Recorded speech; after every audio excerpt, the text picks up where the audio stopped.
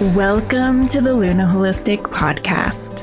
I'm your host, Geneva Robbins, and every month on this podcast, we'll talk about Reiki, as well as answering your questions on all things spiritual. We are gratefully located in Calgary in Treaty 7 territory. Thank you all and welcome to the show. Hi, this is the Luna Holistic Podcast. My name's Geneva Robbins, and today I have Angela Hoekveen with me. Say hi, Angela. Hello. Today we are talking about why being an empath is a gift. And it is. So if you're a highly sensitive person, welcome. We are all highly sensitive too. We use Reiki and a number of other tools to help us manage our sensitive state. I don't know if you've noticed, but the world is on fire in many, many ways. And sensitive, kind, compassionate people can be in great distress from all of these things that seem to be bombarding us from every direction, both in the collective, in the world, but also personally. So we'll be sharing some of our tools of how we manage it. Just FYI, a big one is Reiki. We use Reiki a lot, but there's a lot of other ways that we manage this absolute gift and superpower that being a highly sensitive empath is all about. So thank you. Thank you for being here, Angela. Thank you. And can I just say that before Reiki and before I got into this whole world, if I heard you say that being an empath is a gift, I would have given you 2 middle fingers. Because at that point in my life, it was absolutely not a gift. It was a curse because I was feeling all the feels, feeling all the things, overwhelmed all the time. I did not understand any of it. I actually didn't understand that I was an empath. I just thought I'm too sensitive, and I was told I'm too sensitive and to toughen up. And it wasn't a gift at all. It was awful. But now that I've learned so much about it, understood how it works, what it is, how to protect my energy, how to clear my energy, I do agree with you. I wouldn't give you middle fingers anymore.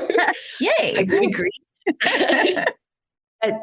It is a superpower. It is a gift. It's a beautiful thing and something to embrace rather than something to try to push down, push away, and to toughen up to not feel.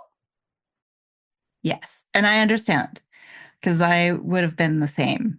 And be like, I didn't even know. I didn't know for many, many years that I was so sensitive. And it took a long time for me to connect, like, oh, this is what is happening. And that it was just so much information. It just bombarded my nervous system. And I couldn't make sense of the noise. It's like getting every radio channel in your head simultaneously, but it's energy, right? And so it's like for many, many years, people will say, well, how are you feeling? And I'd say, I don't know, because I couldn't discern my feelings from all of the other feelings. And so it was just this soup of noise. I knew I didn't feel good, but I couldn't put a name to it. I just knew that I didn't feel happy. I didn't, and I knew that I wanted to. I knew that I wanted to feel joy and connection and peace and this grounded feeling. I didn't know how to get there. And then so I was searching for it from lots of different places for a long time. And then I found Reiki and everything synced up and connected. Let's start with a meditation practice that is short and helps you connect and clear your energy. So just a little quick dip into what we mean when we're talking about how Reiki, how these energy tools can help you clear the space, clear your energy. So, one thing to know is that we are not just these physical bodies, but we also have an energy field around us, an aura. Then it's basically your energy container. You can think of it as your personal space bubble. And that energy belongs to you. So you get to decide what happens in your aura, in your personal space. That space is your territory. And everybody has it. And it is the space around you, but it's non-physical. So it's the energy around you. So even if somebody was like right up close to you, everybody has their own bubble. So they just are non-physical, so they just squish, but the membrane, the barrier is always present there. So when we practice, it's nice to start practicing with space around you if you can. If not, know that you can still take up that mental space. It's all about this idea that you are in a container. So it doesn't matter the size of the container as long as the container is pure. And then you can experiment with making that space bigger or smaller. It can be huge. You can experiment with just having this big light around you. And I think of it as that space around your body isn't just empty. Even though we call it space, it's not empty. It is filled with light and frequency. And what we want is the light and frequency around our body to be in a vibration that promotes health and well-being. So we'll be practicing with that right now. So you can, if you're not driving, close your eyes. If you're driving, maybe pull over and do this right now. So, or when you can. So close your eyes, connect with your seat. Maybe if you're standing or moving, just noticing the earth, that solid support. Something is supporting your body right now. And just get a sense of what that might be. Maybe feeling the textures of your feet, whatever your feet are touching, the the texture of the chair if you're sitting, noticing gravity and just taking a big settling breath, letting everything come back to center.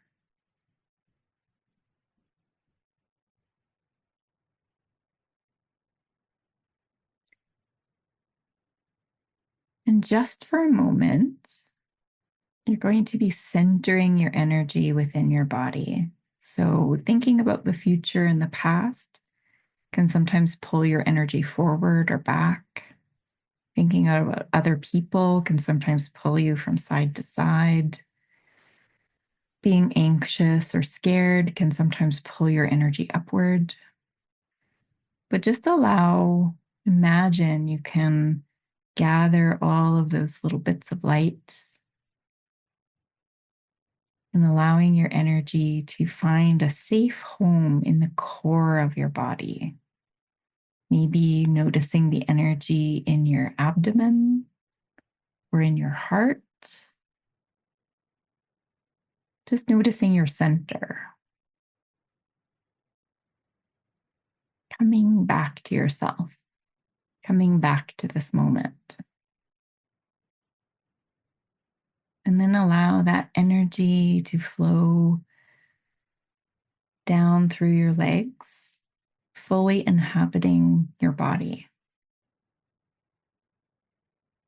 connecting through your feet and your hands. You are here. Then connecting to a great beam of light shining down from an infinite source to touch the top of your head, your crown, flowing down through your brow, your third eye, throat, heart, solar plexus in your upper belly, sacral in your lower belly, in your root, your base of your spine, flowing through all of your chakras, down through your legs and arms. And notice that bright light surrounding your whole body. maybe with a rainbow of light, with that violet color, that highest frequency we can see around the edges of that personal space. And just take a big sigh of relief into this space. And notice that beam of light and the earth are doing the work for you to cleanse and clear anything you may have absorbed. Just let it all filter out. Any energy that doesn't belong to you, just let it all melt into the light now.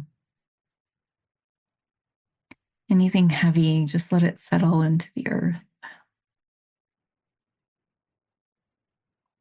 And more, take that big, spacious sigh of relief, like breathing in fresh mountain air. And we'll finish with where you can bring your hands down your legs to ground. And then you can, with your palms facing your body, you can sweep the energy all around your bubble, kind of like brushing off the edges, give the edges a pat. So there you go. That was a quick dip into what Reiki can do for you. That's some of the process and that centering, clearing energy. Imagine a whole session like that. So where you get to tune into that frequency, you get help getting that space and light around you. And if you do that every day, just have some space, light, and energy, just run it like an experiment. Try that little meditation or that visualization exercise every day before you leave the house. I tell sensitive people, if you're wearing clothing, you need to take care of your aura. And if you're not wearing clothing, you need to take care of your aura. We never leave the house. I've yet to meet a person who runs out of their house in the morning without any clothes on and then just keeps on going. Like most people are going to turn back, right? And get some clothing on before they leave the house. If you do that while you're getting dressed in the morning, then you know that you have taken care of that energy around your body, not just the clothing, but also that energy and light. So, yeah. What do you think about that, Angela? Lovely. I love the visual aspect of it. That really helps me. Well, I see it and then I feel it more. Um, I definitely got lost in that. I didn't want to end that one because it just felt so grounding.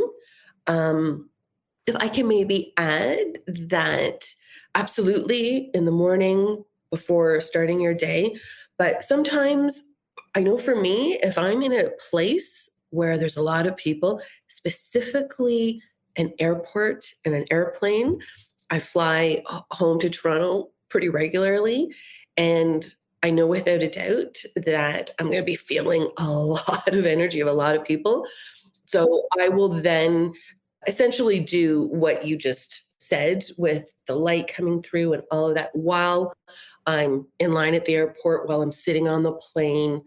Yeah. So you can do it anytime, anywhere. And sometimes you might have to do it a few times a day, depending on where you are and who you're with and how many people you're with.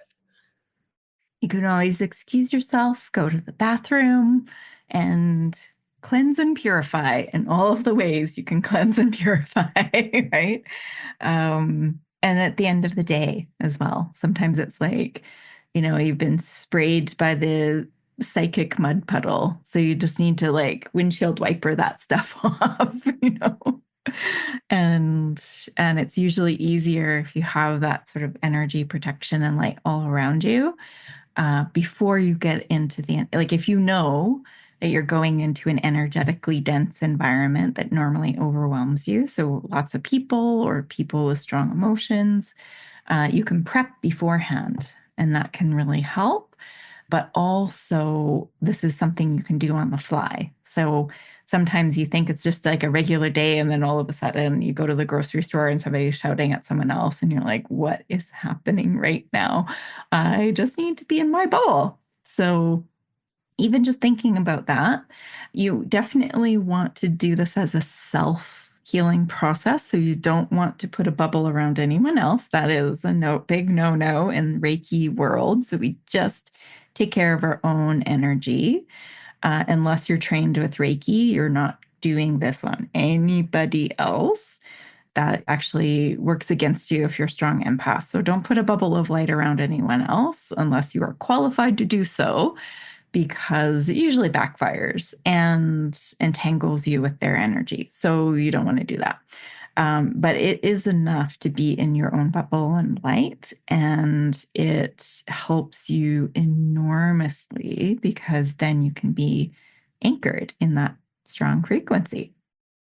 I think of it as like it help like if you're in a rainstorm without any rain gear, right? Like life can be pretty miserable and maybe even threatening, right? But if you have proper rain gear, right, that's going to like be that membrane between you and the world, then you can manage it, right? It doesn't stop the rain, and we don't need to stop it. It's there, it's serving a purpose, it's doing things for us whether we like it or not. Things are being done. um, we may not be able to change the circumstances, but we can create a system of tools that create that clarity. And, I think that is also it, like kind of coming back to like, instead of viewing like you being an empath or being highly sensitive as a negative or as a detriment or as like a disability, that or a liability. It isn't. It's actually a strength. It's your superpower. We need more people who feel as intensely as you do. What the world needs is empathy and compassion and being able to understand what's happening for other people. And so some people have this exquisitely dialed in ability to know what is happening for other people. You can feel it, just as it's a sense like any other sense. And we don't want to, the solution, if you go out and the sun is too bright, the solution isn't to like stop your vision. It's like you put on sunglasses so you have the ability to take care of your sensitivity. But, if your job is to see into the shadows and to see in the night, then you want to be able to have that finely tuned discernment of what's actually happening in a situation. And we have that not by accident, but on purpose, because we're here to see, hear, experience, and create, take what we know and create things that create all forms of help, insight, understanding, teachings, helping people see things from another angle. Because we see all of that so acutely, because we're able to understand that information, when you have a strong strength and other people don't, you can think that you are alone and that you're wrong. When you care so much and other people don't seem to care at all, about the state of the world, the environment, climate change, social justice, all kinds of things, people in suffering all over the world in our neighborhoods, poverty, child hunger, just all of these things like can put a sensitive person to bed, you Mhm, know, mhm, and in agony, you know. And so how is it, so you think, okay, like I must just have to toughen up, and it's like, but the the solution to sensitivity is not to become insensitive. That is not the goal. Becoming insensitive or callous or distanced or numb isn't the solution. What is the solution is teaching other people to see the world in a different way, to see the world with eyes of compassion, to put our ability to be able to put ourselves in other people's shoes and to relate and understand what people's experience is, not just on a mental level, but on a knowing, feeling level. It's like the mirror neurons are firing, right? That is what is going to pull us out of this tailspin that the world of all these problems to me hinge around greater compassion, greater awareness, greater empathy, that we need more of that. We can't put anybody outside of us. Nobody can be the other. It's not us versus them. We are one species. We are all in this together. Everybody is related to me. If we go back far enough, we are all related. This is just scientific truth. So we need to treat each other as though we're all one family. Might not be a happy family, but at least we can stop harming each other. And the way we can do that is to understand that the other isn't separate from us, but we're connected. What happens to my neighbor matters to me because that impacts me, but it's also like creates a better space of well-being for everybody. But how do you do that when you feel it all? It's too much to feel, all of that. So for me, it's been about learning how to ground. So staying connected to your root, bringing your energy at times sort of back into yourself. So strong empaths put ourselves in other people's shoes. What we actually need to do is not that. People who are not empaths need to do that. Step into other people's shoes and understand that the self and the other are not separate. We're all connected. We're all on this ride together. So, but strong empaths need to step back. And it's not a step away from the world. It's a gathering your energy. You want to bring your energy back into yourself in alignment with your core. And then you want to put a bubble of light around you. And when you're in that aura space, when you're aligned with your energy, when you've got all of your energy dialed up to the maximum, so turning up the volume on all of your chakras, turning up the volume on your aura all the way to 100%. You don't need to be dimmed down at all. What happens is that all of a sudden you go from feeling bombarded to powerful because now all your power is back with you. Well, I think just exactly what you said. And it goes back to, I know my experience, and I think from listening to a lot of clients, a lot of empaths experience is that that being empathic does feel like a liability and detrimental. Because when you don't know how to do what you just explained to ground and get in that bubble and dial everything up, it's like I said before, it's overwhelming. And definitely to speak to having to toughen up, I think as a society, that's what we're told. I don't know how many times I've been told, you're just too sensitive. Basically, yeah, toughen it up, toughen up, which doesn't work. And um, now that I have learned how to do all the things you just described, I view being an empath, yeah, as a gift. I think it feels to a lot of people counterintuitive to embrace that sensitivity again because of the messaging that we receive from society, because of the pain that it can cause, just the emotional pain and the hurt, putting ourselves in all the people's shoes, and it can be really tough being an empath.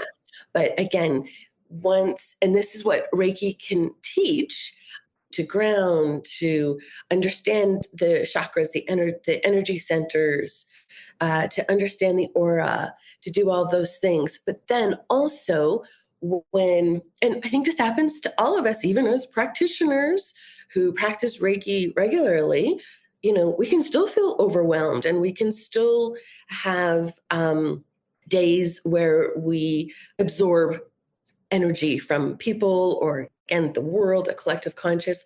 And then that's when a Reiki session can definitely benefit, because then you have someone else taking care of you. Even just that alone I find helpful. Someone who is an empath and empathetic, really caring for you and wanting to help, but then also helping to clear your energy, to settle your energy. um it just, yeah, it helps in all the ways. Yeah, yeah, because it's much easier to maintain, like use the tools to maintain your energy after a session once you're clear, right? Sometimes if you feel like you've just been bombarded and you're trying all of the things and nothing seems to be working, then coming in for a session, this is what I do as well, right? Like when life has been lifing, I come in and I had a session with you the other day and it was phenomenal. It just helped like clear and reset a whole bunch of stuff that's subconscious, that just has been absorbed, that, you know, we all have sort of a processing capability of how much we can process life. And then sometimes life gets high, high temperature, and we can't process in fast enough. So the residual was just it gets accrued. And then what do you do with all that extra? Um, but uh, but yeah, and even just really simple tools like asking yourself how much of this energy is mine. So if you're in a feeling state of like, is just always asking a question of like, is this energy mine? And if it's not, then you don't need to figure out it is and send, lob it back to them. You can just let it go to the light and you just let it, sink into the earth. You let it just, you hand it over to source. And then whatever is left is yours. So then you take care of that part. So grounding is really important. There's a grounding meditation that can be really helpful. There's a light worker activation meditation, which is really good. I wrote it during COVID when we're just bombarded by all of the energy. That one's a really nice one to clear your energy, to put you back in your bubble. There's a chakra integration meditation that can help you as well to just sort of come back to your center and align and process. There's also an aura flame meditation. So if you feel like if you're in really heavy, dense environments all the time or around people who are maybe toxic and harsh, that um, that one clears all of your chakras, it clears your aura and just sort of like burns it all away. So it just is very purifying. Um, so you can try that one. But yeah, also come in for a Reiki session. I think also like sign up for a Reiki course. So we do hybrid courses here, so you don't have to be in Calgary. We've had people from all over the world take the Reiki classes by distance, especially, and it works amazingly well. But we also have our in-person space for people. Those are nice, small, cozy classes. So we take up to like 7 students at a time. Um, and so you get to know people and form that community. So then you also don't, it banishes that whole thing of like, oh, I'm alone in this. It's like, I assure you, you are not. You are not. There are far more sensitive, empathic people out there than you would realize. Is that you can't tell by looking at a person if they are sensitive. if they have a deep, rich inner spiritual life. Many, many people keep it under wraps. So it doesn't matter your profession, your gender, your, where you are living, if you're in a small town or a big city, like I assure you, there are kind, caring, loving people sprinkled throughout the world in every place. And because we need kind, compassionate people in every place. But you don't have to go through that alone. You can get connection, you can get these key skills, and you can get help and support to just help balance your energy field. And then we're the pit crew. We just send you out into the world so you can work your magic, so that there can be more light, more compassion, more wisdom in the world, and more you can shine bravely and bring more of, speaking up more, creating more, sharing more. All of those things get supported with Reiki, meditation, all of the tools help with that.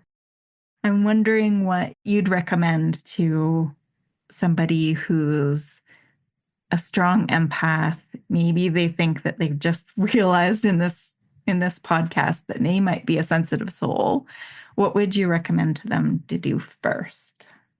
Oh gosh, that's such a big question.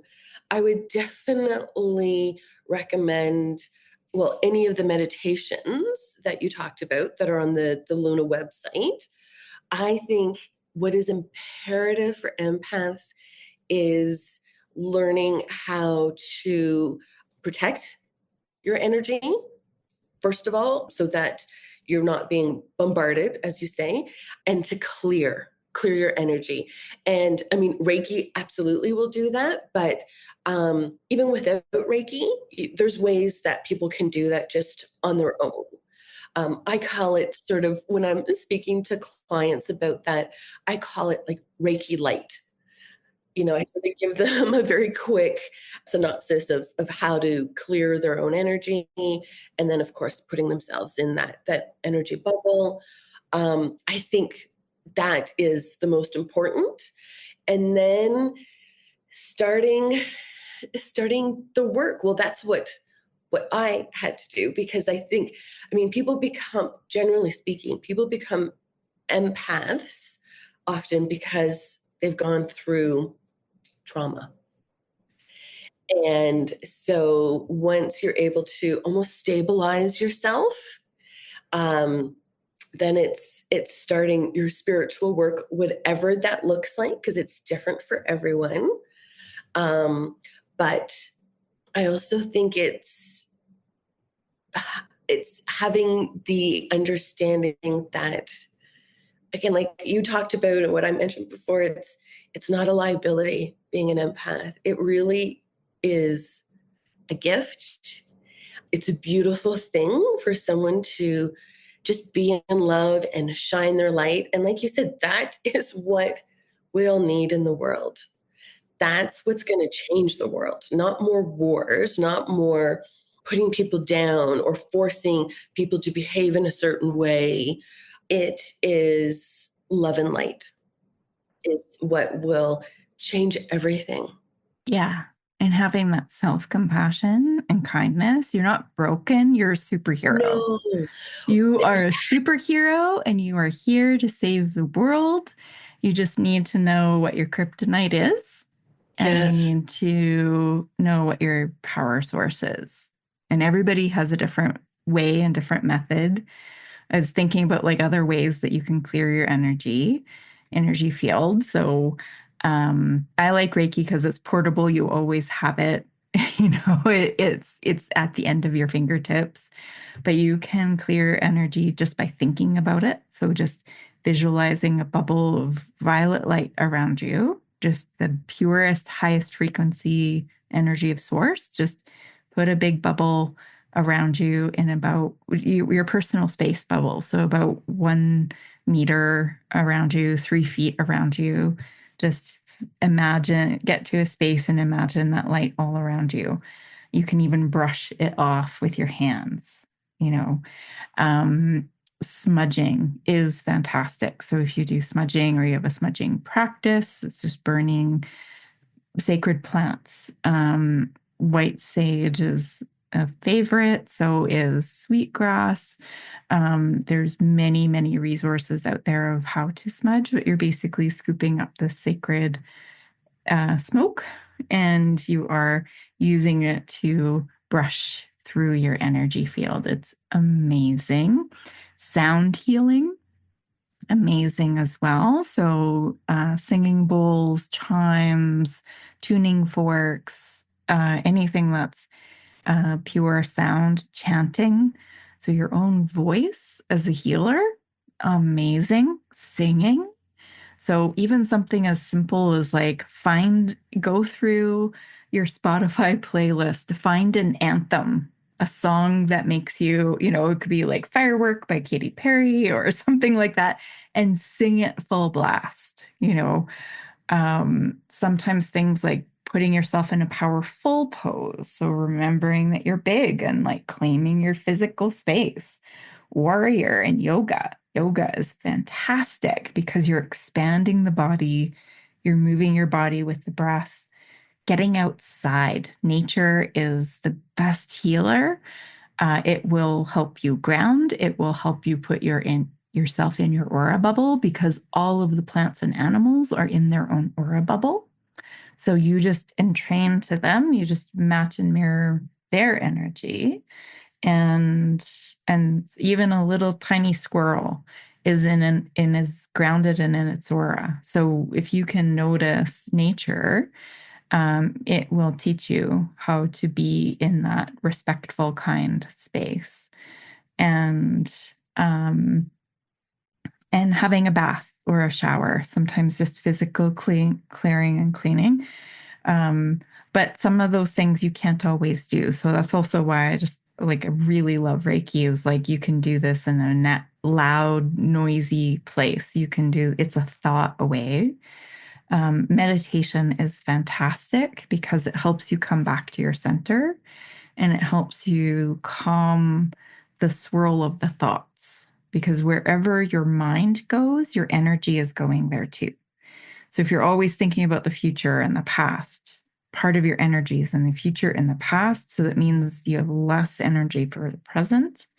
If you are constantly worried about someone else, it means your energy is there rather than within you. So then you just have less power and energy to do the work, whatever that work might be. So those are all tools that I use on a regular basis. Exercise is fantastic. So sometimes just giving yourself that space to like run away from your problems. Um, you know, Music is really great because it's all about moving. In order to play an instrument, you have to move your body in time and rhythm to create a sound. Even crafting, rhythmic things that help you get into a flow where you're making something with your hands is fantastic to help process. So I do a lot of knitting and I like to do fairly complicated patterns because if you aren't paying attention, you make mistakes and then you have to go back and fix it. You end up with holes in your sweater.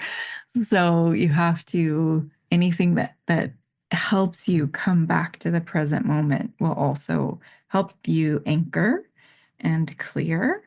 But it really just that visualization, knowing that you have an energy field, just even thinking about it has put you back in your bubble. Thinking about the energy below your feet, thinking about having a connected line of energy that goes from the top of your head all the way to the base of your spine, down your legs, down your arms, and then it moves with that energy, flows with your breath. You're connected to source. You're never outside of the universe. So you're always connected to that universal light. That was all part of what we do with Reiki. And that's the energy that keeps you in that clear, vibrant space. So, yeah. Absolutely. I think it's what you said at the beginning. It's whatever your intention is. If or it's whatever you're doing, as long as the intention is to become centered, become present, grounded, then it's going to work. It, like you said, it could be dancing, it could be cooking, if that's what you love to do, or I find even coloring really just, again, like what you said with your knitting, it just kind of brings me into focus and brings me into the present. And absolutely with art projects or crafty projects, you're so focused on what you're doing that everything else just seems to fall away. Yeah. Yeah.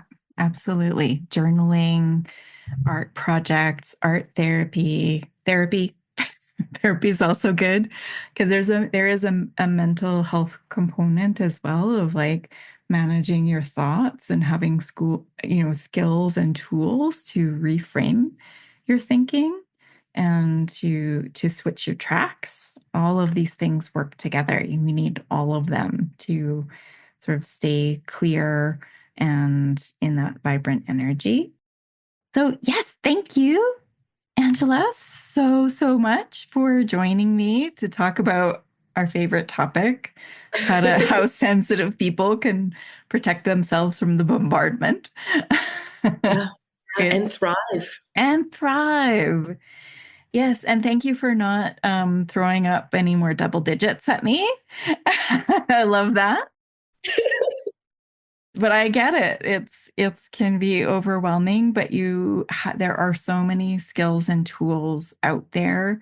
We just listed a few of them. There are many, many more out there of how you can honor your sensitivity and recover your power, because your ability to feel is because you are an enormous being of light. And when you remember who you are, you stop feeling small and you start feeling powerful. And then, oh man, we can start making some big waves and changing the world and helping to heal some of these problems so that the next generation doesn't have to be told that they're too sensitive.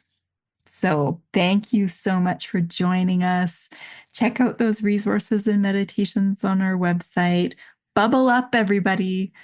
Put on your little scuba suit and go out and heal the world. Thank you so much, everyone. Until Thank next time. you. Bye-bye. Bye. Thank you for joining us on the Luna Holistic Podcast. We're so grateful that you are here. If you've got a question, we'd love to hear from you. Go to lunaholistic.com/podcast and we'll answer you in an upcoming episode.